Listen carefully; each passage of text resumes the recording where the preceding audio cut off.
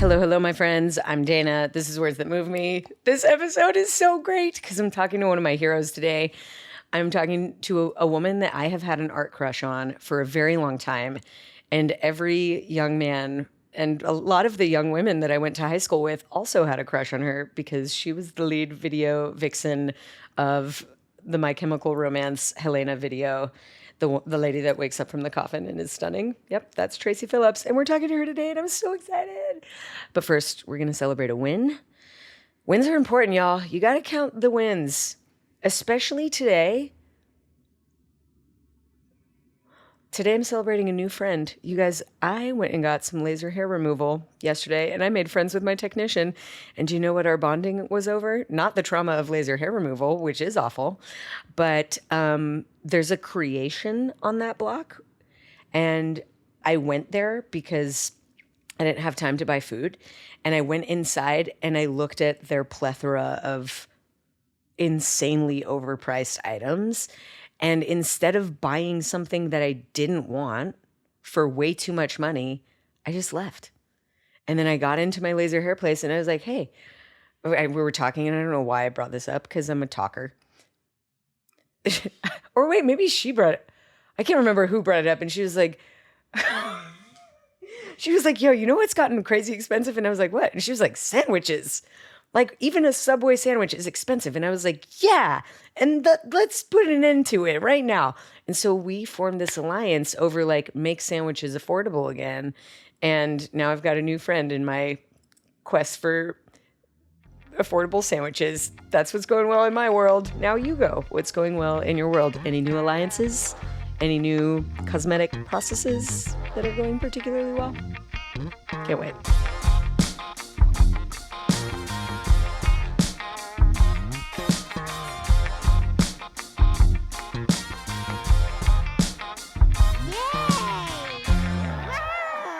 Congratulations. I'm so glad that you're winning. Now let's get into this conversation with Tracy Phillips. She is a world-renowned, truly globally recognized dancer and choreographer, although you might not know her name or face because she also self-admits is quite humble. So getting to talk to her and getting to share stories with her is one of the sweetest treats of my recent life. And I am so excited to share the one, the only, Tracy Phillips.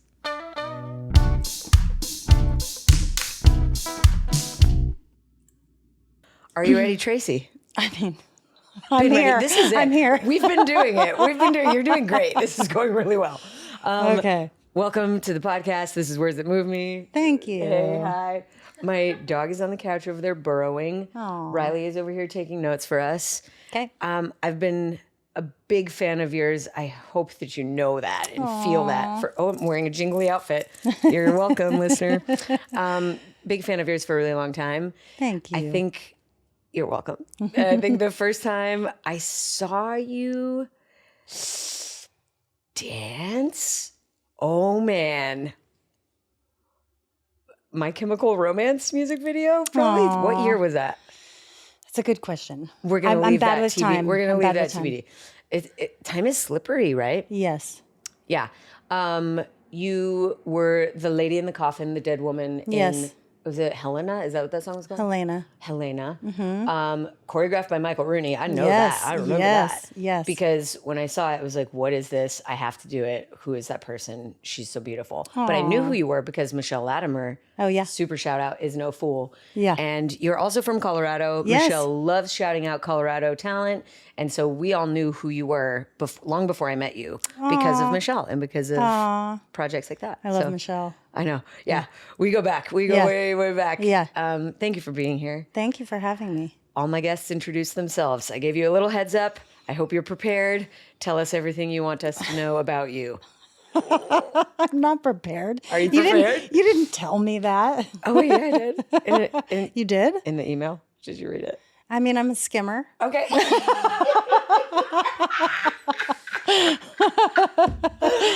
I got you the important things. I mean, and it is where it is, what time it is, and then that's pretty much. Okay, here you go. Okay, this is going to be off the cuff. You got it. Okay, my name is Tracy Phillips. Nailed it. Thank you. Feel good Support- about I am that here to part. support you. Yeah.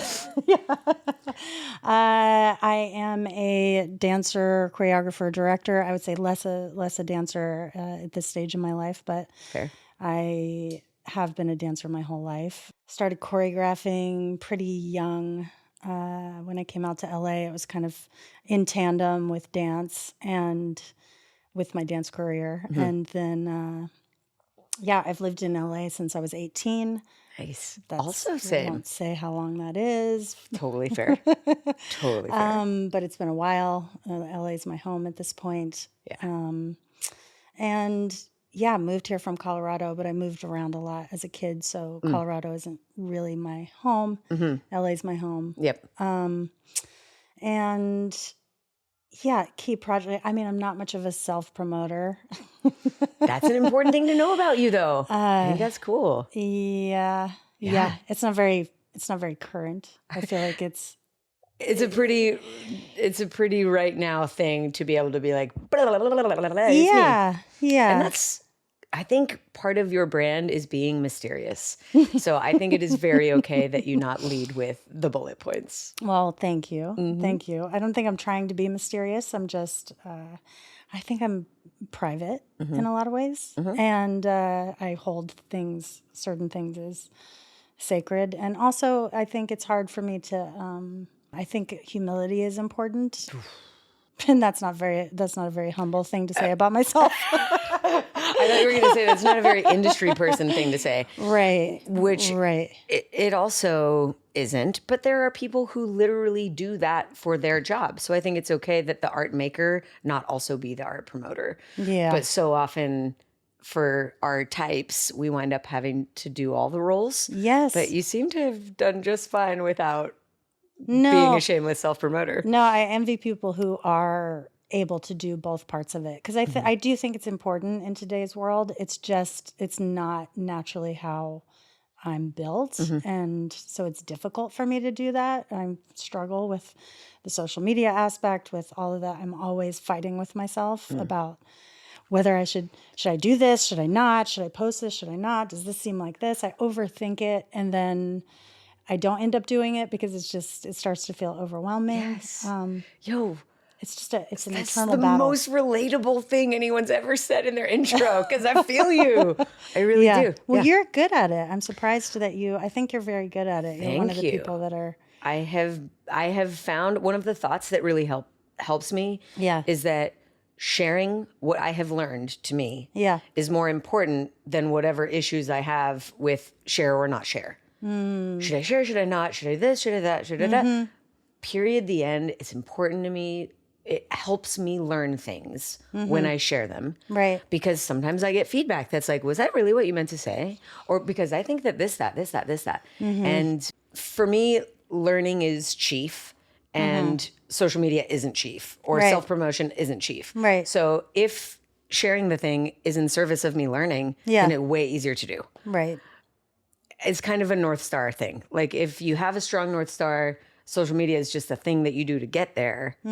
It's way easier to make decisions over than like thinking of social media as the thing that you need to decide about. Yeah. I'm thinking about the other thing. Yeah. But that's not to say I haven't learned some hard lessons around that space where I really wished I hadn't shared that thing, or I wished I had thought a little bit more longer about this thing. Yeah. My lesson is that now I'm a person with a podcast who talks a lot. And the more you talk, the more you're going to say things that you wish you didn't say, or you wish you said differently. Sure. And because learning, that's okay with me. Yeah. I mean, I think we all should be allowed grace in that situation.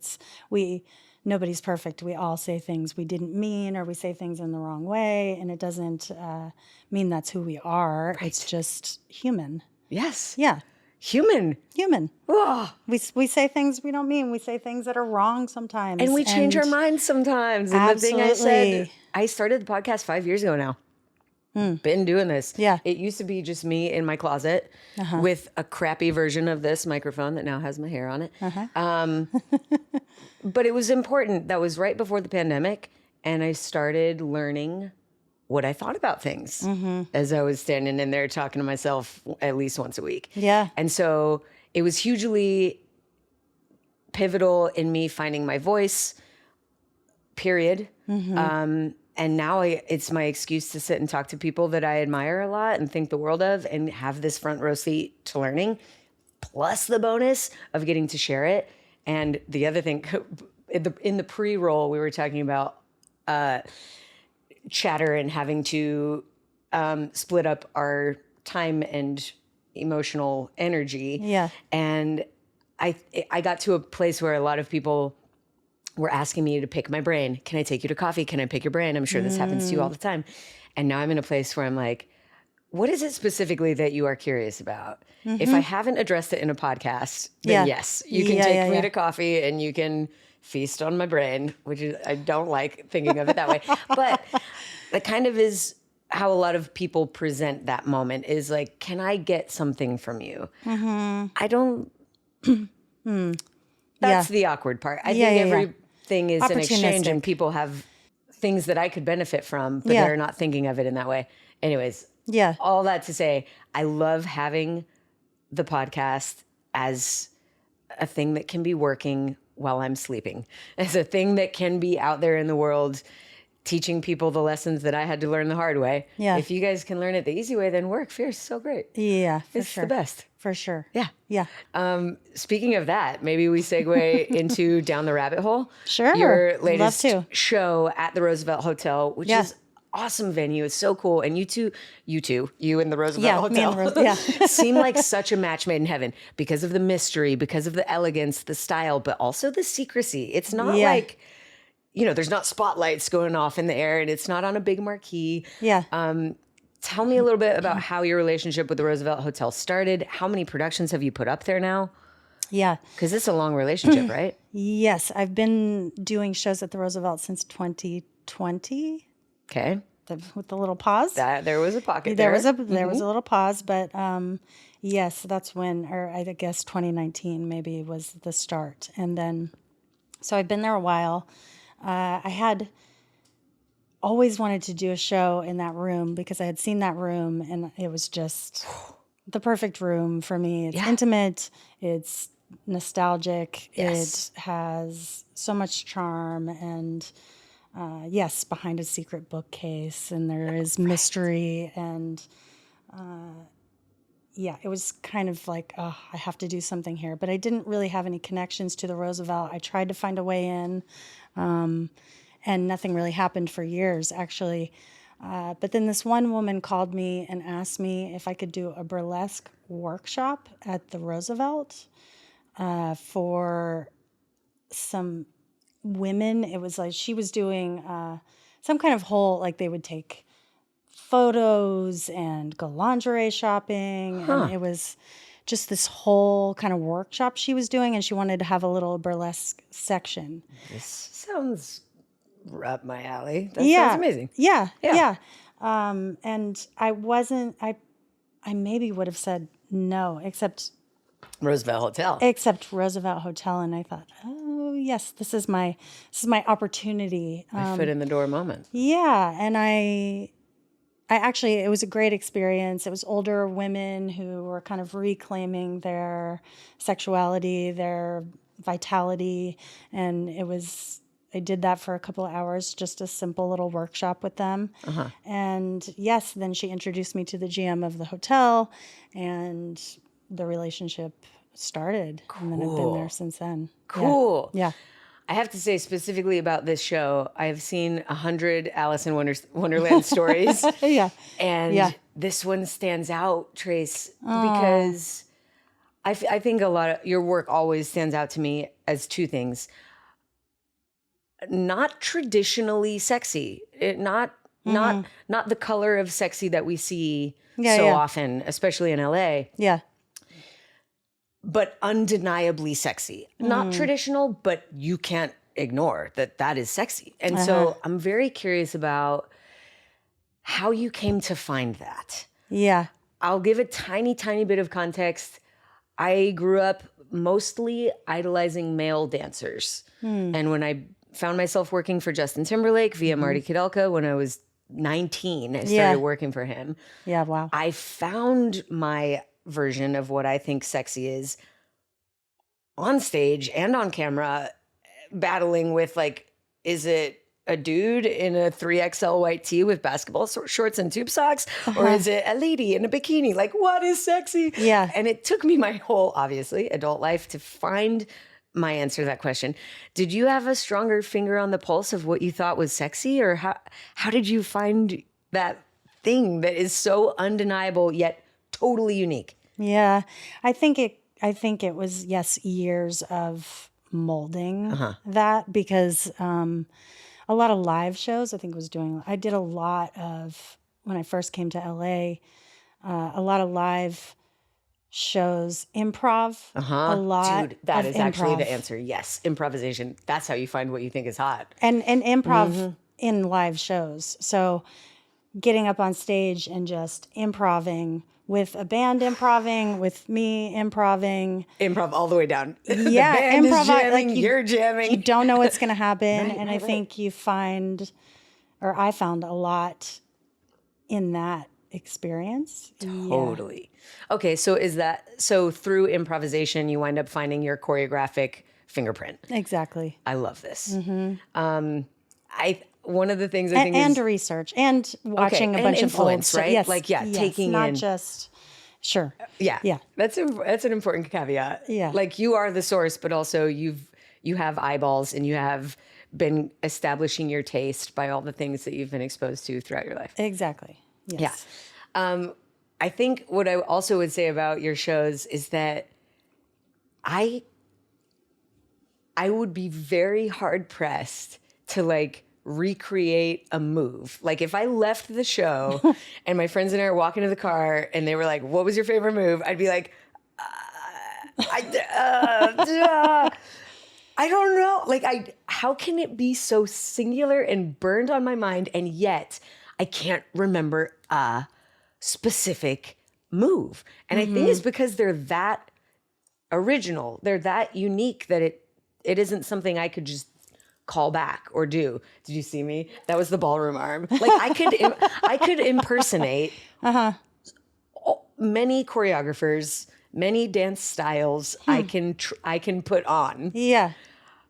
But not yours. I just sit there and I take it in. It funnels in. Yeah. And then I leave and I'm like, that was the best. I can't tell you what it was about it that was the best. But oh my God. That's interesting. Do you think you have moves that you use? Like, do you think if you had to say like my signature move is, what would it be? This was not in the email, so whether you read it or not, you would not be prepared for that. It doesn't matter what was in the email, yeah, because I didn't read it. But I don't know. I mean, definitely like deep hip sits. That is true. Deep hip sits. Wide stances. Yes. Like taking up space. Yes. Being imposing. I think you're like, I'm going to put my body here. And the audience is like, okay. Yeah. Yeah. I think those things. Oh, man. Can we talk about your cast really fast for Down the Rabbit Hole? Please. Yes. I have an amazing cast. Yeah. Yes.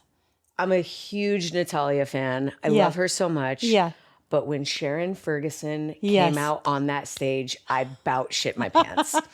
For those of you who don't know Sharon Ferguson, she will be a future podcast guest. She's going to come on. Oh, good. Yeah. She and I worked together probably 15 years ago during the kind of resurgence of Dancers Alliance phase. Yeah. And she's just one of my biggest dance heroes. Did you know immediately when you were creating the show that she had to be your MC, your Cheshire Cat? Not to spoiler. Yeah, I wouldn't say MC. No, I didn't know immediately. But as I was creating things and thinking about them, one day Sharon Ferguson popped into my head when I was thinking about the Cheshire Cat, because one, she's pussy control. So there was something kismet about that. About her being a cat. That part didn't even lock in for me. Yes. Brain explosion. Wait, can you talk a little bit more about that and Prince and the background? Prince there? gave her the name Pussy Control. He had that song Pussy Control. No big deal. She was I know, crying. I'm Yeah. crying. Yeah. That's so cool. You guys danced with him at the same time? No, we didn't Oh, actually. okay. Yeah, we never danced with him together, but we did several jobs together. We were rehashing that recently, but So yes, cool. we did jobs together as a dancer, and then one as dancers, and then one time she did some emceeing for me for basically a showcase for a show in Vegas, and so there was also that Cool. connection. So I'd worked with her before in that capacity. Yeah, and she's so I don't even know what the word is. I can say because she's just embodies this energy and vitality And mischief and yes, and intelligence. sexuality. And raw. Yo. She's very raw. She is Yeah. it. And a smile that could light up the world. Yeah. And so, yes, Cheshire Cat. Yes. Every performer in that show, and it is a lean and mean cast, right? How many performers? 7. Right. But felt like 24. What's a small room? It's an intimate space. Yeah. Well, and there's 9,000 costume changes. The costuming is also phenomenal. Yeah. How long Thank is you, the show Kathy running? Cooper. Because I need everyone listening to this podcast episode who is within the vicinity of Los Angeles to make their way to go see the show. It was so remarkable, interactive, and yes, a known thing, but in a way that you've never seen, which I really, really love that feeling. Yeah. Yeah, I think that was important because if I was gonna do a story that was known, I mean that was kind of my way in because I had thought about doing Alice in Wonderland as a cabaret burlesque kind of show for many years, but then it didn't lock in. My husband had said, "Oh, you should do that one," and I thought, but that's a story that everybody knows, and so then. When it clicked to me to use Hollywood as a metaphor, that's really when I thought, okay, I can do this. This is where it gets juicy, and Because you know Hollywood intimately. exactly, And as we do, and the rabbit hole and how deep it goes. yeah. Oh man, I don't know where I want to. Speaking of going from here, Yeah. I don't know where I want to go from here. But I do want to say one more thing, one more bouquet of flowers about your work. Is that it has never felt to me so on the nose that I'm like, ugh, eye roll. It is really art in that it's metaphor. And none of it feels like I've been punched in the face with something so overt or obvious that I'm like, oh God, please, some subtlety here. But I feel cared for. I know what I'm getting into. It's not so abstract that I'm feeling like I missed the point, which is embarrassing as an art person. Yeah, for sure. So I think you do that really well. And this thank show you. especially felt like very poignant, felt like masterclass material at that. So Thank you. hats Thank off. you. I love it so much. That is, if someone can walk away saying that they related, I think that's the biggest compliment. That's the goal. Right? Yeah. Yeah. I got it. It felt so good. Oh. Let's go back then to Hollywood, Okay. the rabbit hole. Yeah. Because you've been here for a minute. I've been in LA now officially longer than I was in Colorado. Yeah. So I'm with you. And Yeah. this is home now. Yeah, me too. And Yeah. I kind of missed what I think was the heyday of burlesque in LA, which was probably 40 Deuce, Ivan Kane's 40 Deuce. Yeah. And I'm so curious about your experience of that I'm imagining is kind of your improvisation days, right? Like that's your pressure cooker time. No, I would say even before that because I did the Toledo show. Have you ever been to the Toledo show? The Toledo show has been going. It's still going. It's been going since the 90s. Okay. Probably. I need to be going to that. And he still does shows in LA. He's been doing shows. He's probably 70. Fierce. So yes, no, that was the start, and then I did 40 Deuce, which is the same thing. I mean, in a sense, it was improv. It was always improv. You knew the songs though, so the band wasn't improving. You knew what you were going to dance to. But yes, I would improv. Small little place. And small stage. Small stage. Maybe that's what else about your choreography I really, really like is that the impact is huge, but the space required is quite small. Yeah. Because I'm an economist. Listen, I'm not trying to like burn all my energy all over the place. Yeah. And because I do still perform a lot of the times when I see shows, I imagine how they would feel to dance. And the shows that I really love are shows that I would love to be dancing. Yeah. And yeah, none of it feels extra. Like none of it feels like the boiling pot of water boiling over. It's all very pressurized. It's contained. Yeah. And yeah, that totally makes sense. Because at a club like 40 Deuce.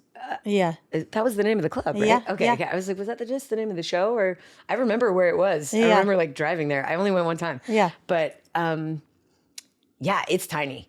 Like ceiling low. Yeah. Table small. Yeah. You get a lot done in a little bit of space. Yeah. That's great training. It's a different type of dancing than stadium dancing like Totally. you did. I mean, arena dancing is a whole different, obviously the architecture of the space has to inform what kind of choreography you're doing because you can't just be subtle. And I do love subtlety. Can I tell you a cool But story? you can't do that in the big stadium. Or you can, Unless you got but the only a few cameras. people will catch it. Right. Are you ready for a cool story? Yeah, I'd love a cool story. I hope you know this. Okay, so we had the absolute honor and distinct pleasure of overlapping on Justin Timberlake's music video for Suit and Tie. Yes. Directed by David Fincher. Yes. No big deal. Oh God. What a dream. Yeah. I could side story it, but I'm going to try to stay focused. Yes. And I was assisting Marty on this project. I was not in the video, but I was tasked with working with you to refine for you a solo. Yeah. And I was like, what the fuck am I going to do to help Tracy Phillips make a solo? I don't know. Give her a hat and a cigarette and call it a day. Like, which I think is kind of what we did. Yeah. But there's a moment that I don't think was set. I think it was improvised, where you are on the ground and you lay back on your elbow and you open your legs to a straddle. Yeah. And you let your left hand flop in front of your crotch, and your hand flops. Yes. I can't tell you the number of times JT watched that back and was like, "That's the hottest thing." I don't remember his exact quote, but like that right there, that is why you are one of subtlety. one. Yes, subtlety. It's the literal like centimeters of the flop of a wrist. And for a film camera and for a music video, yes, that's it. And in a small club, yes, that's it. Yeah. But you understand how to scale things and how to dial. Yeah. But yeah, that moment made a huge imprint on me. I was like, oh, nice. Because that's not what I would think big, successful man pop star. That voice? That's your not JT voice. That's my JT voice. Well, that's my like male gaze. Yeah. That's not what I would. That's not what most women direct their sexiness for. Right. Like we don't think that a guy's going to be attracted to the flop of my wrist. But he was. Well, he's seen a lot. Well, no, I mean, true. No, he understands. He understands subtlety. He's literally seen a lot. Worked doing this for so long. Yeah. I mean, so he understands at a deeper level than restraint, y'all. Restraint. Yeah. Restraint. Yeah. Tension and restraint. Okay, yeah. so that's cool. He was obsessed with that. And Marty also. Yeah. Like I think that was such a cool experience. I would say that was their favorite moment in the whole video, probably. Yeah, it was cool, wasn't it? Yes. And working with David Fincher and Justin and Marty and you, everyone at the same time. It was that was a cool one. It was very cool. Yeah, that was what a cool one. What a beautiful video. Yeah, that was pretty unique. Yeah. And by the way, just on a side note. Oh, yeah. That first, when we were filming and you came up to me with like 7 notes. Oh, sorry. No. I was young. No, I think it was. That's a lot of notes. No, I think it was also David Fincher being so meticulous. Yes. So you came up with, I think, 7 things at the same time. Yeah, probably. And even just to remember all those 7 things. But fucking hard. I was standing there. Professional. Yeah. And you came up, you were like, okay, don't don't put your leg in the air so high because it blocks the light. When you crawl on the ground, don't lift your hands up, just slide your hands across the floor. When there were like 7 different things, and Oh my God, Tracy, thank you for saying okay. this. And then you did it.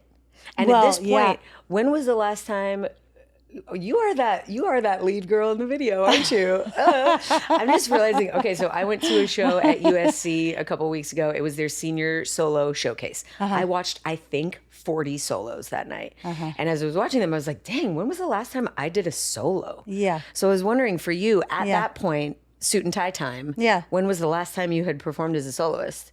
Were you still doing that pretty regularly, or because you'd been choreographing pretty solidly by that point? Yeah, for sure. I don't think I was performing that much as a Did soloist. you feel like, oh, this is my thing? Or were you like, oh God, I have to? Oh no, this is my thing. Okay. I mean, because I performed as a soloist a lot. That was just doing shows, That video was special. We also both appear in Charlie Wilson's War. Did you know that? No. Did I know that? What do you do in Charlie? What did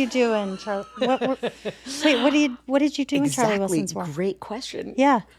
Tony Basil hired me for the opening scene, which is Tom Hanks in a hot tub and like very 80s party scene happening around him. Yeah. So I was there to do some period specific step touching. Okay. In a very tight dress. And I was blonde at the time. And you can definitely see my elbow and like part of my hamstring at one point. Okay. And I still get residuals from that. Wow. Yeah. So I know you do too, because you actually have a scene that is riveting. Thank you. Thank you. Mike Nichols directed that. Yes, Mike Nichols.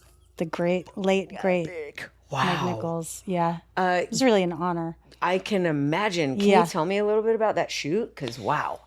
I mean, I think what was really special about Mike Nichols was he knew how to make you feel special. Ooh. I mean, I felt so taken care of and so special. And it wasn't just me that he did that for. It was his way. And I don't think that's a quality a lot of people have. They had shot the scene prior, and it wasn't exactly what Mike Nichols had wanted. And so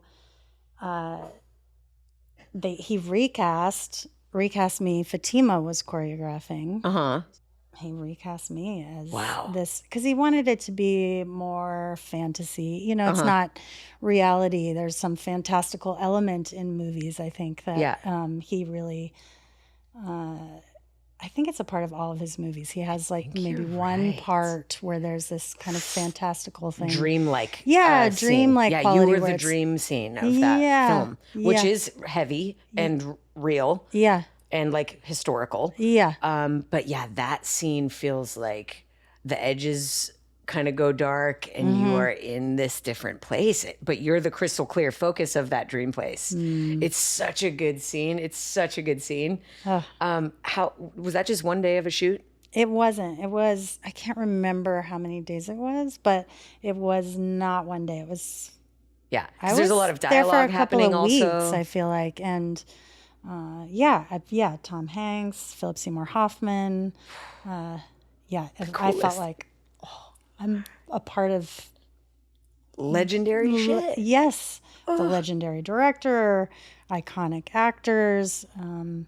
So cool. And little me. Yeah. So cool, Trace. It was cool. But I think the thing I really love the most about that is that amidst all this power, you've got powerful director, you've got powerful actors, but in that scene, as written, the woman is the most powerful person. For sure. She runs that scene. And so it's a very specific person that had to be cast for that. That's so cool. Yeah. Okay, so projects. You've done cool shit. You do cool shit. You understand nuance. You understand scale. This is great. I'm learning. It's good. I want to talk a little bit about the latest project of your life, which is being a mama. Oh my gosh. Are you freaking out? What's happening? I saw your post on Instagram, which you had just gotten back from town. Can you talk a little bit about what's going on in your world right now? I mean, my husband Zach and I adopted a baby girl, and we got to meet her. I mean, we had gone to Europe for actually a couple of football games, and Also, your dad is a famous football coach. I know this because I'm from Colorado, and your dad was the Denver yes, Broncos coach. yes, So, also shout out dad. yeah. And Shout out, Dad. We were in Europe for 2 weeks. We went to a lot of shows. yeah, I bet. Yeah. Have you seen Cabaret at the Kit Kat Club? No, have not. I mean, in London, it was. Don't tease me. I will make a trip. I was in tears at intermission. I couldn't stop sobbing. Done. It's a wrap. Okay, I'm Yeah, going. I'm doing you have to it. see the one in London. I haven't seen the one in New York. It might be just as impactful. I don't know, but the one in London it was such a stellar performance on every level, and the space. Talk about an intimate space. Yeah. Just everything was so well done that you don't see things like that all the time, and every performer was amazing. Yes, I was in tears because I was so touched. Yep. So, yes. Side note of Got things it. you should see. Okay. Love. Yeah, but we got back at like midnight, and then the next morning we had been in the process of trying to adopt for not that long, but it does take. It was about 7 months from when we got certified. So, but the certification process takes about 4 months, and then we got a call at 8 a.m. the next morning after we had gotten back, jet lagged, all the things, that we were in the runnings for this little girl and who had been born already. And then about 12 o'clock, we got a call saying, hey, your little girl, you were chosen, you were picked. And so, Like on the day? yeah, on the day. And she's born in pregnancy takes a long time. So how, I don't understand. I know very little about the adoption process. Yeah. Well, yes, it's a lot. It's you have to jump through a lot of hoops to get certified. But once you're certified, then it's just a matter of getting It's a matter of timing, and usually the birth mother will pick you, sort of like a dating app. Yep. She'll look through things, and this situation was a little different because this is turning into a Black Mirror episode a little bit in my mind. Is it Like a lot of pregnant ladies just swiping. That's kind of what it is. Yeah, wow. They look at your collage that you send and you make about your family and why you want a child and why you would be a good family for a kid, and and they pick. Wow. But this was a little bit different in this situation specifically. The adoption agency picked us because it was a closed adoption and the mother had the child. So the agency that she was working with basically did the same thing, swiped through, and then they chose us as parents. And I'm getting emotional talking about it, but she was born in Vegas. Okay. Trace, this is very exciting and cool. A little Vegas girl, a little Vegas showgirl. Well, I don't know. She can be whatever she wants. I'm just as long as it's a showgirl, I love it. And yeah, they said we drove to Vegas the next day, and you drove to Vegas as two people. Yes. And you returned from Vegas with a car seat and your daughter. Yes. It's like I also am emotional, and I'm not involved. Yeah. That is so epic and hugely life-changing and beautiful and special.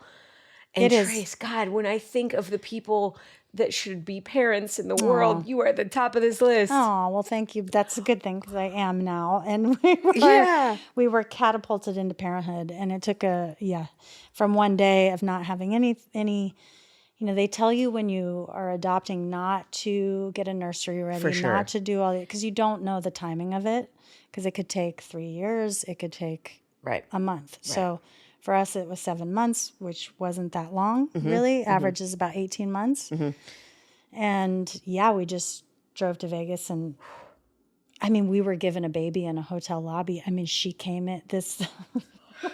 This is remarkable. What an incredible story. Yeah, this woman, because the baby was born healthy, which was obviously the main focus, thing. Yeah, the main focus. So after 48 hours, they have to leave the hospital in Nevada. So she went to what they call cradle care, which is basically women that just hold these babies. It's like a foster, basically like a foster parent, but the sweetest woman, Debbie, she just held our baby Sadie for a few days and until the birth mother signed over or relinquished her rights. And in Nevada, once they relinquish their rights, they can't change their mind. So she signed over. And then this woman, this cradle care woman, just sweetest woman ever, just came over with this little baby. We met her in a hotel lobby in Vegas, and she just gave us this baby. We paid her for her services in cash. So it was a little... Wow, I mean, that transaction. If anyone was looking at the transaction of like, here's some cash. Oh, great. Thanks Here's the for baby. Thanks for the human. Yeah. Fascinating. Yes. I'm rocked by this. Why aren't there more movies and TV shows and commercials about this? I know. So I'm just like, thank you for this peek into the process. Yeah. Wow. This is just a huge testament to me of how much humans are capable of in terms of emotional lifting, in terms of selflessness, in terms of like being responsible for your life and the lives of dependents. Yeah. It's just, we were talking a little bit in the pre-roll about capacity and capability. Yeah. And that mother's capacity to, you said relinquish your rights, which is, I'm sure, the term that you have to say. Yeah. Wow, what a moment for her. What a moment for you and your partner to be driving in a car alone all the way to Vegas. Yeah. Knowing that there are very few moments in life where truly there's life before and then incident and then life after. Yeah. And this is one of those for you guys. Yeah, it's pivotal. It's pivotal. It's yes. Wild. Congratulations. Thank you. I'm so excited for you both. Thank you. So, for you all three of you. Yeah. What a cool gift. Sadie. Sexy Sadie. It's one of my favorite Beatles songs. Come on. Yeah. It's about the disillusionment of spirituality, that song. Is it? Yes. Casual reframing of my... Wait. Sexy Sadie. Yes, because... where have you gone? Yeah. Okay. It was about the Maharaja and them being disillusioned by transcendental meditation. And it's really, instead of calling it Maharaja, they said Sexy Sadie. Kind of rolls off the tongue the same Now way. when you listen to the song, you'll have a whole new context, but yes. Thank you. How do you know that? Because I looked it up. Work. Have you ever done a Beatles show? No. I mean, they kind of do that in Cirque, you know. But, I mean, if you're not afraid of approaching Alice in Wonderland... Yeah. It's not a bad idea. If when you do a Beatles show, yeah, I will sell tickets. I will fold programs. I will be in it. You tell me what you need. Really? Obsessed. Okay. Yeah. That's that. Yeah. Yep. Okay. That's special stuff. Okay, I'm going to for hold me. you to that. Hold me to that, please. I really... Tracy plus the Beatles? Yeah. Yikes. Yeah. Okay, cool. Yeah. You ready for a rapid fire burnout round? Oh, God. You've done great. This is phenomenal. I'm having so much Thanks. fun. Okay, good. Okay, I answer thought the from questions gut. were going to be much harder. Like what? I don't know. I guess like these deeper intellectual questions that I was going to have to really, because I feel like as a creator, as a performer, that I'm more instinctual. Yes. And so so it can be hard into to language. answer the... Yeah, I get that. Right. Totally. Yeah. But well, it's because you're good at this. This is why it's been easy. Thanks. Yeah, it's true. I'm kidding. It's true. true. And because It's true. we're talking about what lights us up. Yeah. Our work, art, taste, style. Oh, actually, that is something I did want to ask. Yeah. So, I do now, and I find it, Wilson. I couldn't receive the compliment. Okay, so every year I ask all of my guests the same question. That question changes over the years, but all of my guests from like 2021 answered the same question. Yeah. And the question was, what is the difference between technique and style? Mm-hmm. And you strike me as a person who is extremely stylized in all that you do, in your work, in how you dress, in all the ways. So I would love to hear how you answer that question. That is kind of a tough one. Take your time. Well, technique is the fundamentals, And then style is the flourish on top of that. So I think for me, and this is not necessarily, I'm speaking personally, but I think having the fundamentals and then you're not able to put the flourish on until those fundamentals are settled in. So yeah, style's Fundamental just, first. yeah, Technique is Yeah. fundamental. yeah, Style is flourish. It's what goes on top. yeah, exactly. But must have technique first. Must have technique first. Can't do style without technique. Well, it can, but it's hard to digest or make sense of. It can be dangerous depending on the thing that you're doing. I've watched people dance Yeah. with a lot of heart and a Yeah, lot of yeah, yeah. style and no technique. And I watch it kind of like this because I'm nervous that they're going to get hurt. Yeah. So, yeah, I'm with you on that. I think it's true for all different types of dance too. I don't think that's and true not even for, just dance, but like it's everything just- has technique. Yeah. Like the way my mailman does his route has technique. Yeah. He was just outside, by the way. Did you ask him When I went if to he had tech? Excuse me, sir. I'm doing a podcast. Would you mind jumping on and telling me the Is there difference? technique? Yeah. He was clicking. He was outside waiting for the elevator, and I opened the door to let you in, and you weren't there yet, but he was going. And I was like, what is that sound? And so I like stepped out, and he was just waiting for the elevator, just clicking his tongue. Style. That's his flourish. I have no. I should have asked, sir. What is that you're doing with your tongue? Is that technique or is that style? Or he has difficulty hearing. Or that, or I'm an asshole. Well, because sometimes that clicking helps. For sure. Yeah. Or 1,000 different things. But what it was for me is like a small interruption to my daily. I'm used to that waiting area being silent. Yeah. Yeah. I think style is something you have to graduate to. I don't think Right. you get to do just style Oh, from the start. interesting. Oh, I think I might challenge you on that. Because I know a lot of young kids. My niece has no dance training. That's not true. She's taken a handful of classes. Yeah. I'm going to send you a video because it's going to melt your heart. She's got great instincts. She's got great timing. Yeah. I wouldn't say, though, that she has style yet. She's got instinct, though. Right. She's got like, my body wants to do this. Yeah. And I think I should do this. And I know this lyric is coming, so I'm going to do this. Yeah. Like, she's got great instinct, but Yeah. no technique. Well, dance is instinctual, right? It is human Yeah. to dance. I Yeah. think that's the title of the book, and I think I have it. Oh. To Dance is Human, I think Really? is what it's called. To dance is human, but you have to have freedom. Thank you. With more technique comes more freedom. Yeah. That is what I hear my voice But saying even for the on regular the microphone person, a lot. even for the regular person, What- because without that freedom, people don't allow themselves to let go. I think you have to have that freedom in order to let yourself. Oh, so you mean even To separate allow. from technique? Yes. So yes. Oh my God, yes. Yeah.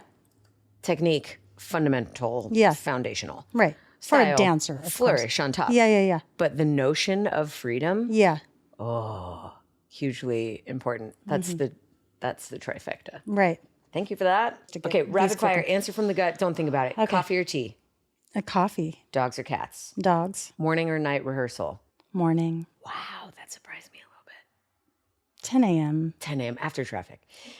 When was the last time you took a ballet class? 20 years ago, 30, That's inspiring to me. Thank many you. years ago. Thank you. What was the last song you And I was belted? talking about technique this whole time. Right. And then But you when's need the it. last time you Everybody took that? needs technique. You don't, turns out, need to keep it. No. But you do No, no, need no. to have it at some Right, point. right. Yeah. What's the last song you belted out loud? Like really sang full voice? The last one, Yeah. Sexy Sadie. I definitely was singing that to my daughter. So Were you really? That's so cool. Favorite guilty pleasure? Like, what do you like to indulge in? I guilty pleasure is that I play games on my phone. Oh, like Candy And I Crush? feel like stupid, mindless games. Yes. Basically as a recharge, as a come down from after I've been consumed and hyper focused with creating something. Then I have this downtime and I'll just play Design Home or something mindless. Yeah. Just phone touch time. Yep. Yep. Mindless. And I definitely feel guilty about it. Okay. So yes, but also I get those little hits of pleasure from it. And it could be way worse when it comes to indulgences. So Right, I'd right. say you can keep that up. Right. Thank you for For sure. I don't know what I meant when I wrote this, but it does say place to snap. What does that mean? Place to snap? Place to snap. I must have been writing really fast and thinking of something else, but I wrote, what's your favorite place to snap? So go ahead. wrist. And is it up Wrist, here? yeah. Okay. I think a wrist snap, yeah. I Or are you can't talking wait snap, to find like, out what get I meant really by that. angry? I don't know what I I think meant I'm by usually that. pretty calm. You've got a got a calm very demeanor. chill, a very chill demeanor. Like your snap, Jillian Myers Yeah. has a razor sharp snap, cut like a machete, like it goes. Yeah, Reverberates. yours is more like a bubble popping. Yeah. Yeah. I mean, I can be pointed. It's shop, Okay. not snap. Snap was better. Favorite. Snap put us on some random talking points, I guess. It was great. Yeah. But what is your favorite place to shop? I'm kind of diverse in my shopping. I don't have a favorite place per se. I mean, well, if I'm going to be bougie, I would say Neiman's. Yep. If I'm going to be more accessible, I would say vintage. Yes. Music video you wish you were in. I wish I was in. No? I feel like I did like 100 music videos. Work. I think I was in about 100 music videos. Work. So to say one that I wish I was in, I'm sure at the time there You're were like, it's things, kind but of I think okay that I think I I was not maxed in all out of my my music video world. Yeah. Perfect answer. Yeah. But I will say movies. I mean, Oh, yeah, to do have that. to have done anything with Fosse, I would have. I don't think I would have. I don't think I have long enough legs. He always had women with very long legs. Yeah. Which I can't say I blame him, but just, but I mean, to have been in Big Spender, You weren't? I mean, Kind of that feels like would you have been, were. Right? I would have mean, liked to have I can see. just done one job with him. Yeah. Yeah. Not my generation, obviously. But fair. I get that. And it that- would have been that's that. like a yeah, thing Sweet that you feel Charity, like, Big oh, Spender. yeah, I think the Sweet fucking bar, the yeah. eyes. Yeah, I can see you in that. Or the Frug. Yeah, I Frug can see would you have in been- that. That's great. come on. It's kind of like you were in it and didn't have to be. Like in my mind, you were there. This is as good as done. Oh, thanks. Yep. Yeah. I have a very, very powerful imagination. Okay, what's your least favorite dance move? To do? Yeah. Yeah, just jumps in general. Yeah, leaving the ground. I mean, now I'm not going to do a jump. There's no Correct. jumping No, anymore. correct. Because So- I don't wear bras anymore, and so therefore I don't jump anymore. Oh, well, mine Yeah, is during just the because pandemic, I just stopped, and now I it's don't. just not. Is it a knee It's thing gonna or a hip thing? no. or- It's just gonna no. It's just a unimpressive thing at this point. I mean, there was a time when I was younger and would do a bunch of jumps, but now I barely get off the ground. It would just be sad. I am Nobody with wants you. to see You know that. that feeling when you're on the trampoline and you're jumping really high, and then you get on the real ground and you're like, and you can't jump at all. That's how I Yeah. feel when I jump. Yeah, I just yeah. In my mind, I have a very nice chaîne jeté. But In gravity- reality, there's no yeah. in gravity reality, Yeah. Cosign, love Yeah. that. Yeah. How about your favorite move? What's a move that you really love doing, other than snaps? Which An you are obviously very extremely good at. slow Squat. Super slow squat. extremely slow hip roll, just taking like 2 counts of 8 to just milk it. 2 counts of 8, slow 8s. Love that answer to this question because it involves duration. It's not just like the move. It's No. a 2 slow 8s. Yeah, And now I'm hearing Untitled by D'Angelo because we were just talking about his passing. yeah, So I'm hearing yeah. 2 Yeah. D'Angelo 8s of yes, One 2 Direction. D'Angelo. Yeah. And the only reason, and the only way you can make that interesting is tension, right? Yes. Where do you create tension from? my pelvis and the hip and the hip move. Like actual sure. physical tension, yes. No, But yeah. you also have an imagination and eyes and your Right, and the I feel like gaze. that the gaze, the sentences that are secrets in your mind and in your performer's mind. Like I can tell dancers that have trained under you or are dancing your work also have that.